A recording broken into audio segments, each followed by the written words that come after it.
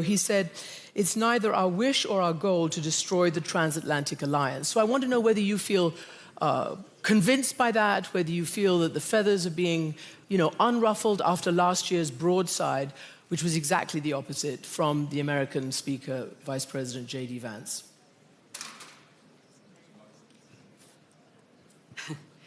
So I was very much reassured by the speech of the Secretary of State. We know him. He's a good friend, a strong ally. Indeed, this was for me very reassuring to listen to him.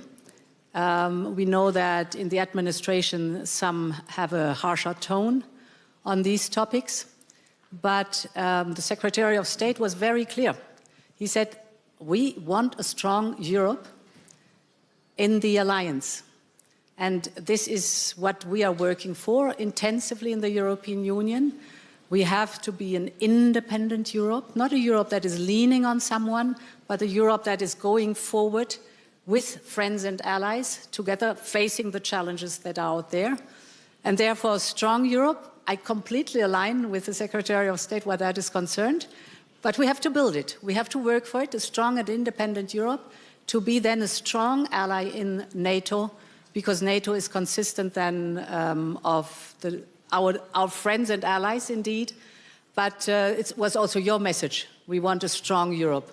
And this is, I think, the message of today, which reflected and was echoed very much in the speech of the Secretary of State. I thought the Secretary of State's speech was consistent with the argument that Ursula made in her remarks a moment ago and the argument I'm making. I think it's really clear, though, that we shouldn't get in the warm bath of complacency and think that, therefore, all we're really doing is reasserting the continuation of what we've had for the last 80 years. That would be a mistake, and it'd be a particular mistake for Europe, because my strong view is that Europe hasn't done enough in its own defence and security for many years. And the conflict in Ukraine has flushed that out, shown it to be the reality. And it falls to us as leaders to recognise that, to change and strengthen Europe, which is what I'm arguing for, what Ursula is arguing for, and not just say that, but follow it with actions. And Ursula's taken the lead on this in the work that she's done, particularly on the funding of the defence work that needs to be done. Because we will only be able to preserve NATO in the way it is needed for the next 80 years if we change and strengthen the European dimension.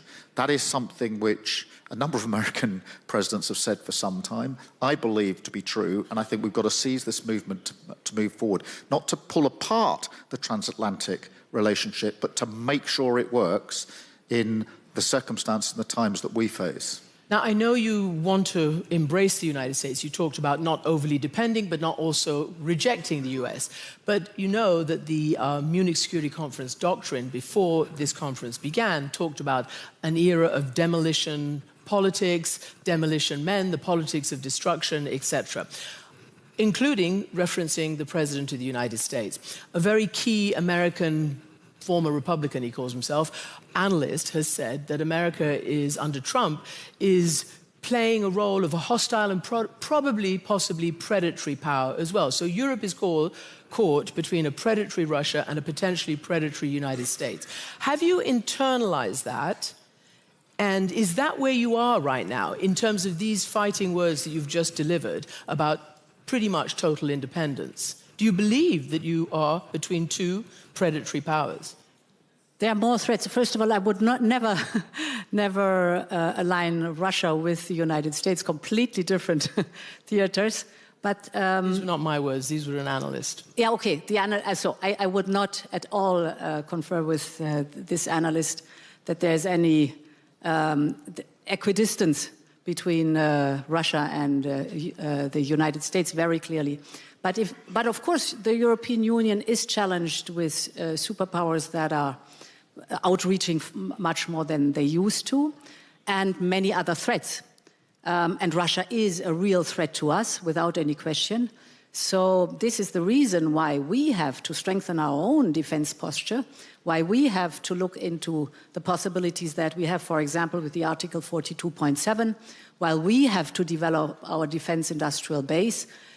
So independence is action also to be stronger. This also is on the economic side, very clearly diversifying with like-minded partners.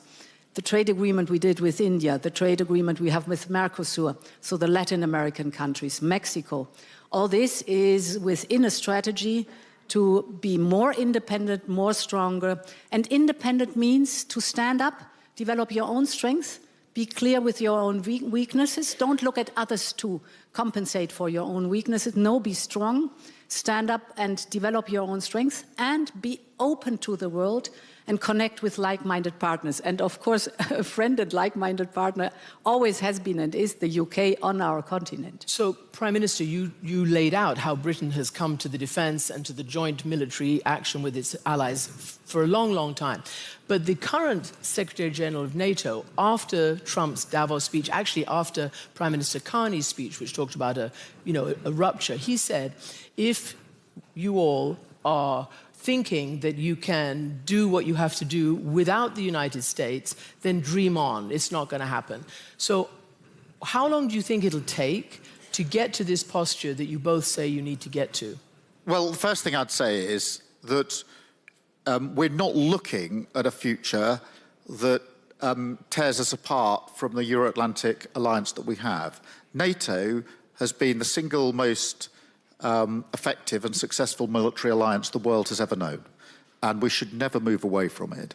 I often and always base my thinking on what is the reality on the ground. And the reality on the ground, so far as the UK is concerned, is we are working with the US on defence, security and intelligence 24/7, every single day. So that is the reality of what is happening.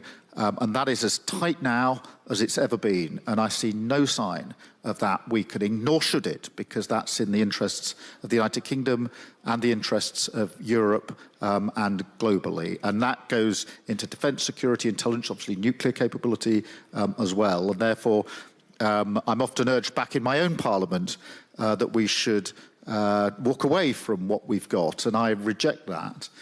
But I think simply sitting where we are isn't good enough, and therefore the change does need to come. That needs Europe to be stronger, to be working more closely together, and that's why I said what I said about the UK-EU relationship. We're 10 years on from Brexit.